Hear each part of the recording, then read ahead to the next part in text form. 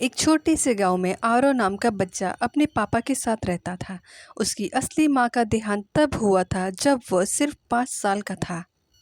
पापा ने अकेले ही उसकी परवरिश की, लेकिन अकेलापन और जिम्मेदारियां बढ़ने पर उन्होंने दूसरी शादी कर ली। नई माँ सीमा घर आई, लेकिन गांव में बातें शुरू हो गई। अब देखना बच्चे की हालत कैसी होगी, सौतेली माँ का प्यार कहाँ मिलता है। आरव भी चुपचाप कोने में रहता, मन ही मन सोचता, शायद ये मुझे पसंद नहीं करती, शायद मुझे डांटेगी, मुझे दूर कर देगी। समय बीतता गया, लेकिन एक दिन ऐसा आया जिसने सब कुछ बदल दिया। एक रात आरव को तेज बुखार आ गया। उसका शरीर तप रहा था और पापा किसी काम से गांव से बाहर थे।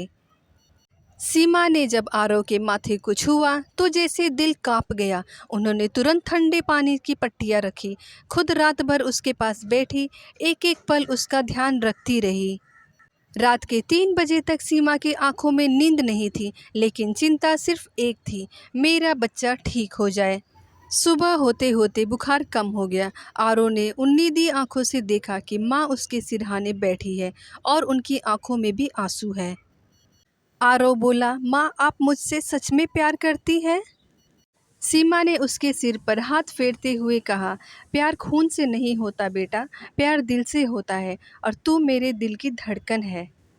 उस दिन के बाद आरव की सारी गलतफहमियां खत्म हो गई। उसने महसूस किया कि माँ सिर्फ जन्म देने वाली नहीं होती, माँ वो होती है जो अपने बच्चों को तकलीफ में जागती है, जो बिना कहे अपना सब कुछ कुर्बान कर देती है। गांव के लोग जो बातें करते थे वो सब झूठ साबित हुई। अब जब कोई सीमा को सौतेली माँ कहता तो आरव गर्व से कहता, ये मेरी माँ है और माँ के आगे कोई विशेषण नहीं लगता। अंत में, माँ चाहे सौतेली हो या असली, अगर दिल सच्चा हो तो माँ सिर्फ माँ होती है। अगर कहानी अच्छी लगे तो लाइक करें, शेयर करें और ऐसी मज़ेदार कहानियाँ सुनने के लिए मेरे चैनल को सब्सक्राइब करें।